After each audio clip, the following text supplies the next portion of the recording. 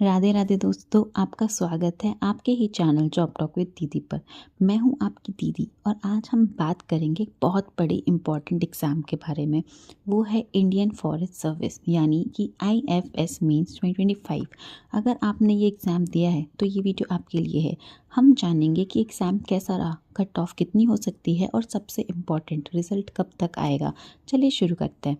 तो दोस्तों, सबसे पहले डेट्स पे नज़र डालते हैं। आपका IFS मीन्स 2025 का एग्ज़ाम नवंबर 16 से नवंबर 23 2025 तक हुआ था। आज जब हम ये वीडियो रिकॉर्ड कर रहे हैं जो कि 9 दिसंबर है, यानी कि एग्ज़ाम को अभी हाल ही में 2-3 हफ्ते हुए हैं। कैंडिडेट्स अब अपने रिज़ल्ट से बेसब्री से इंतज़ार कर रहे हैं। तो इसीलिए आइए अब हम बात करते हैं पेपर का लेवल कैसा था। जैसे कि हमें स्टूडेंट्स और एक्सपर्ट से फीडबैक मिला है, इस साल का IFS मेंस एग्ज़ाम मॉडरेट यानी एवरेज से थोड़ा सा टफ साइड पर था। ज़्यादा मुश्किल इसलिए लगा क्योंकि सवाल थोड़े गहराई से पूछे गए थे। अगर मैं आसान भाषा में समझाऊं तो जनरल इंग्लिश और जनरल नॉलेज के पेपर्स में ऐसे सवाल थे जिनके जवाब देने के लिए आपको चीज़ों को सिर्फ पढ़ना नहीं था बल्कि समझना भी ज़्यादा ज़रूरी था।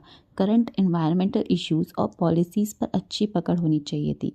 आपके ऑप्शनल सब्जेक्ट्स जैसे कि केमिस्ट्री या फॉरेस्ट्री में भी सिंपल सवाल नहीं थे।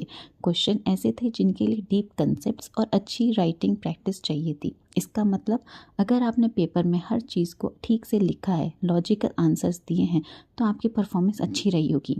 अब हम बात करते हैं कट ऑफ कितनी जा सकती है। तो दोस्तों, हर कैंडिडेट के दिमाग में यही सवाल है कि एक्सपेक्टेड कट ऑफ कितनी रहेगी।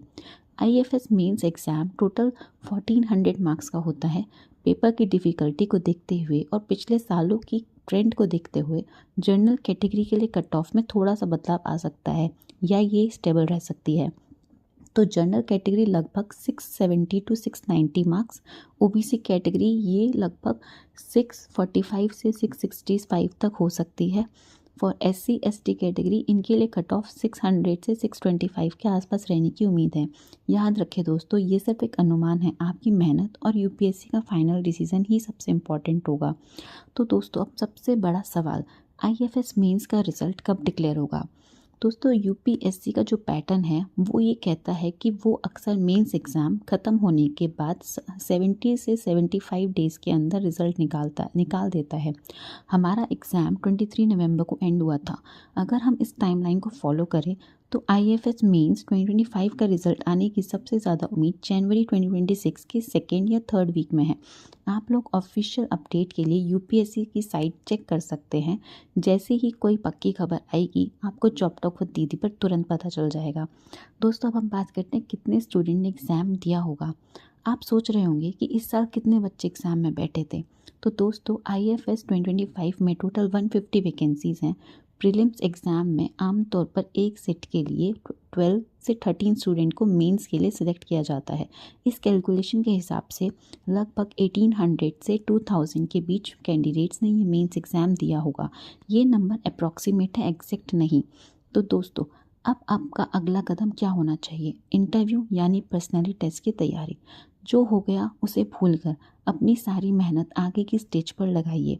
All the very best. Job talk with दीदी को सब्सक्राइब करें और बेल आइकन ज़रूर दबाएं। हम जल्द ही इंटरव्यू प्रिपरेशन पे एक नया वीडियो लेकर आएंगे। Bye bye.